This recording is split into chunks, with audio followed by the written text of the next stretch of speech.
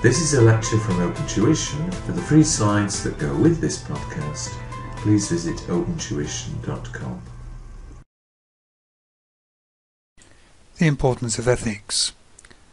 There are valid arguments about whether or not a company should adopt corporate social responsibility, but when it comes to ethics there is very little argument, and one doesn't have to appeal to a moral or ethical stance to see that companies should be ethical. An ethical stance can be justified on purely economic bases. This rests on the fact that if a company acts unethically or immorally, it will usually be found out, and when it is found out, it is usually punished, either through the operation of the law, compensation, or by the loss of goodwill and reputation. Therefore, an ethical company reduces risk. Everyone can make mistakes, but if you own up to your mistakes, then you are limiting the damage, and you are reducing the risk that further damage will be done, and the punitive damages that may later be awarded against you. If risk is lower, so too is cost. Ethical organizations often have to spend less ensuring that regulations are followed. Lower risks also means that banks and other providers of capital, and indeed insurance companies, will be willing to supply the money or cover the risk at lower rates. In general, lower returns are required because risk and return go together.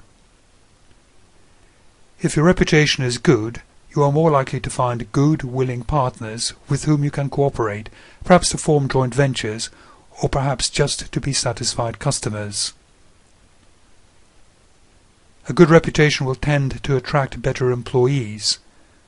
No one really wants to be associated, if possible, with a company which has a poor reputation. Finally, a good reputation should increase goodwill and increase sales. Companies which are regarded as being unethical tend not to be trusted and certainly not liked by customers. Customers will always try to find an alternative. Therefore, for very sound commercial reasons, it pays companies to be ethical. Ethics, the law and regulation. Ethics are a set of rules on how we should behave. In addition to ethics, we receive rules from laws and from regulations, for example the regulations of a professional body such as ACCA. This diagram shows how they are related. We have to comply with the law, but then in addition we might have to comply with more demanding regulations, and finally we must comply with the system of ethics. Again, the assumption is that ethics will impose higher demands and duties than the law or regulations.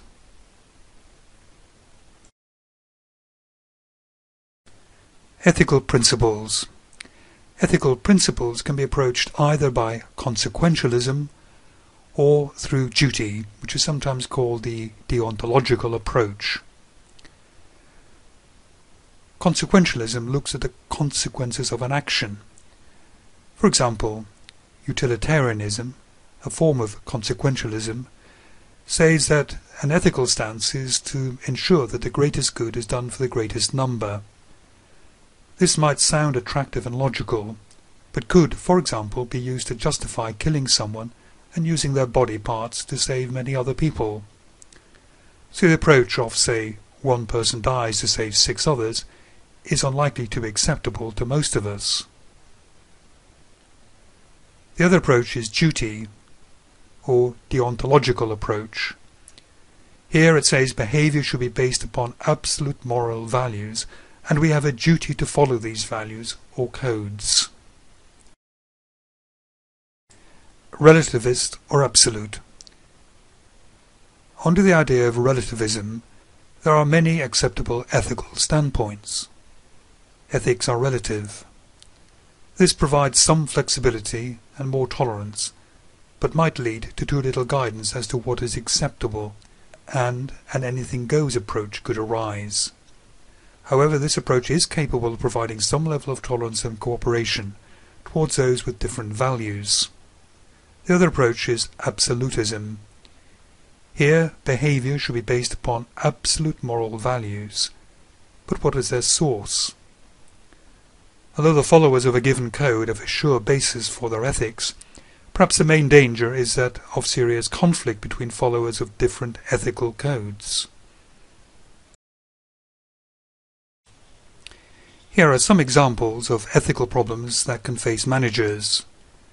First of all, the conflict between profit and public good, and this can be easily demonstrated in a pharmaceutical firm.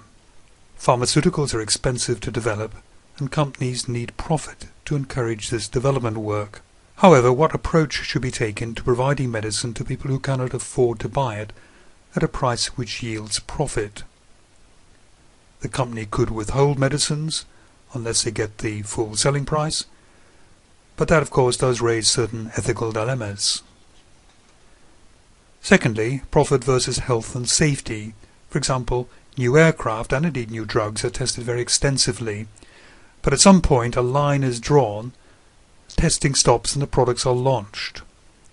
If more testing were carried out, the product might be slightly safer, but more testing takes more money and delays any benefits that could arise from the product. Equal opportunities, for example in recruitment.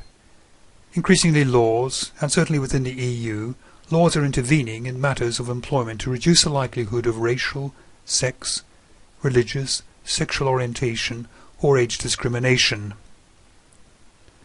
And finally, payments.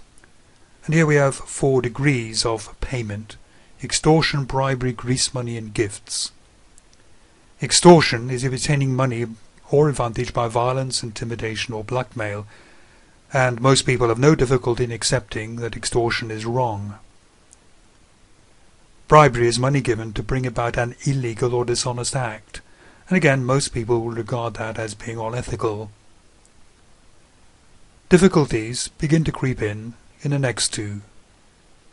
Grease money is where you provide money to get someone, usually an official, to do what they should do, but perhaps to do it quickly and more efficiently. They're not actually breaking the law, they're not actually doing anything they should do, you're just encouraging them. And finally, gifts. Gifts in some societies are very normal. You wouldn't conclude a contract without some sort of gift, but of course a major gift is getting towards maybe looking like bribery, and there can be difficulties in assessing whether or not gifts are ethical. The following values and approaches should promote ethical behavior in organizations. First, openness. For example, employees must be open with their managers if an accounting error or other mistake is discovered. Trying to cover up errors could not be considered ethical. It will only make matters worse. Trust. For example, employees must trust their managers because of their knowledge and experience, and indeed the manager's own ethical stance, that the managers will give good guidance and direction. Honesty. This doesn't really need much expansion, but it's important that honesty with colleagues, suppliers and customers is encouraged. Respect. This will encourage the proper treatment of stakeholders and reduce the chance that they are treated unethically. Empowerment. Employees should be empowered to do the right thing and to refuse to behave in a way they know to be contrary to the organization's ethical code. Empowerment may well mean that employees should be prepared to whistle-blow. And finally, accountability. Accountability means that people do not try to avoid issues or obligations. If you're given something to do, if you make some sort of promise, you should try to do it to the best of your ability. Corporate codes of ethics. A corporate code of ethics can be defined as a written set of guidelines issued by an organization to its workers and management to help them conduct their actions in accordance with its values and ethical standards. It can be very important to organizations to have a corporate code of ethics, because if they don't, employees and managers can always claim that they didn't know what the right course of behavior was. A code that is implemented and supported by management can bring the following advantages to an organization. It emphasizes the organization's values, both internally and externally. It gives guidance to employees and directors about how to act in various circumstances. It will reduce the risk because it will avoid regulatory and legal problems.